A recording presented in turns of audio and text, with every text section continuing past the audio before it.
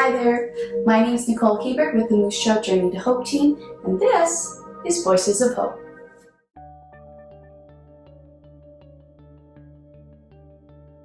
So my name is Jeremy Morin. I work with the Canadian Mental Health Association. I'm a peer support team leader. I've been with the mental health for a few years with a different branch, which is OSI CAN, which stands for Occupational Stress Injury Canada.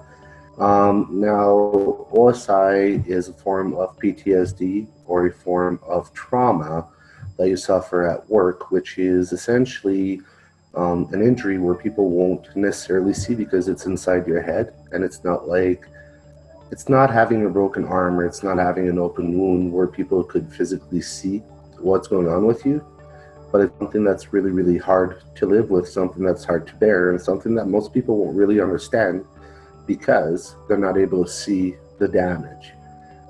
It's not always easy living with an OSI because you're stuck in your own world, which is somewhat of a prison where you're a prisoner in your own mind. Being around people or even family sometimes it could be quite difficult. And unfortunately, it, let's just say, arises some anger that the person never had in their lives. And then when that starts happening, you start thinking to yourself, what's going on and why am I so angry? Why am I so scared? Why am I always looking at an exit? Why am I always trying to avoid crowds? Why can't I go in a store with my family and my kids, or even a wife or a parent or a coworker? And once you realize what's going on, that's when you can start understanding what the issue is. Because at first you start thinking, well, I'm pretty weird, like there's something wrong with me. I shouldn't be here. I don't want to be here. Um, and then once you think back about it and you say, well, you know what?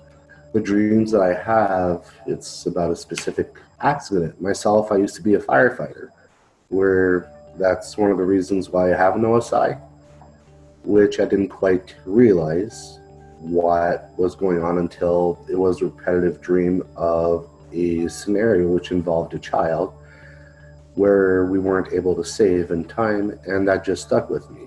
And then there was also an accident that I basically got involved in at work, which is a repetitive dream.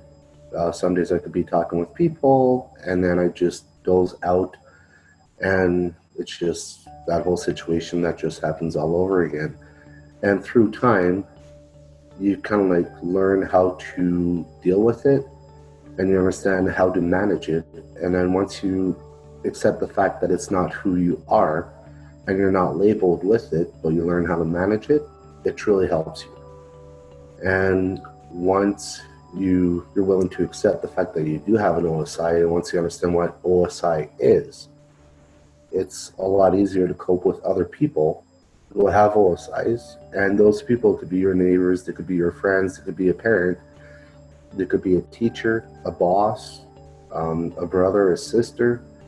And it's the people that you least expect that will have an OSI.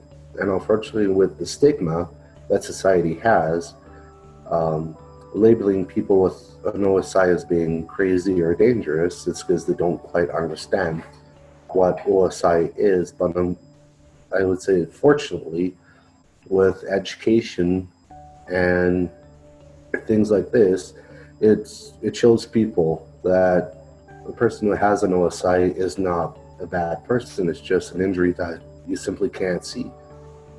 And once you accept another person for who they are, but not what their injury is, it's a lot easier to understand what they're going through, because you could be more compassionate, more understanding, and quite helpful in those situations.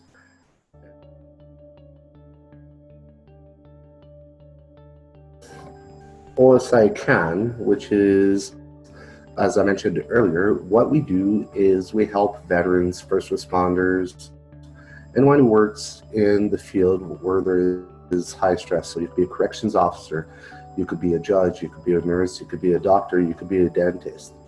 Any frontline workers which revolve around like helping another person. So we have a lot of soldiers, a lot of police officers, a lot of paramedics, a lot of firefighters that come and seek help, because what we do, we help them understand that, you know what, it's not you, you're not a problem to society. You have this injury that we could help you get over because we've been through it. And we all share something in common. We're all injured. We all have an injury that is invisible to the naked eye.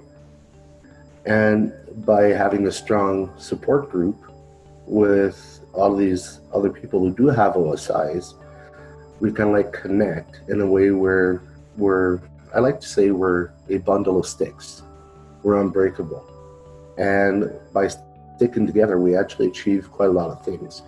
With OSI Can, we help people get the help they need. So if it's seeing a psychiatrist, seeing a counselor, a psychologist, social worker, we direct them in the right direction. We cover the cost of their treatment. And one of the things that we do, which I'm quite proud of, for people that have severe OSI or bad anxiety, trauma, we will equip the member with a service dog. These service dogs are trained through multiple organizations throughout Canada, which are provided to OSI Can from the Legion and other partnering sponsors that we do have and partners, which will ensure that our members have the best care possible. And we encourage people to come to OSI Can if they've been a first responder, if they're still first responders or serving members of the military, the police force, fire departments, ambulance stations, anything, even as volunteer firefighters or volunteer first responders, volunteer paramedics, everybody's welcome with OSI Can. And together we're going to achieve the impossible, and together we're going to fight for recovery.